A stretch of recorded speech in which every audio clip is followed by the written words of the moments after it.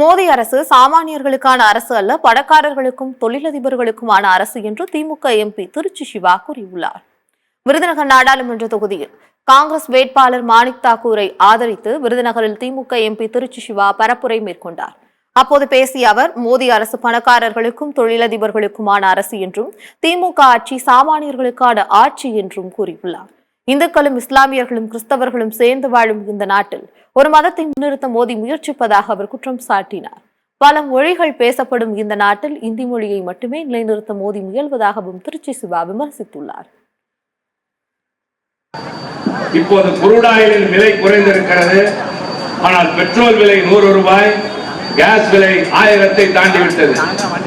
ஆக இப்படி ஏழை எளிய மக்களிடமிருந்து சிறுக சிறுக அவருடைய அவசியமான பொருட்களின் மூலம் வசூலித்த வரி மட்டும் எவ்வளவு தெரியுமா? 3 ஆண்டுகளில் மட்டும் பெட்ரோல், டீசல், கேஸ் மூலமாக அவர் சம்பாதித்த பணம் 7.25 லட்சம் கோடி ரூபாய். பெரிய காசு. வீட்டுல போய் பிள்ளைங்க எழுத சொல்லி காட்டுங்க. 7.25 லட்சம் கோடி ரூபாய். இப்ப இங்க பெட்டி கடை வச்சிருக்கிறவர் ஒரு வங்கியில போய் நான் பலகார கடையாக்கணும், ஒரு 2 லட்சம் ரூபாய் லோன் கொடுங்கன்னு கேட்டா அவர் கேட்பார், கேரண்டி இருக்கா, சொத்து பத்து இருக்கா, சாட்சி கையெழுத்து யார் போடுவாங்க, உடுப்பியா ஓடிப்போயிடியா, இத்தனை கேள்வி 2 லட்சம் ரூபாய்க்கு.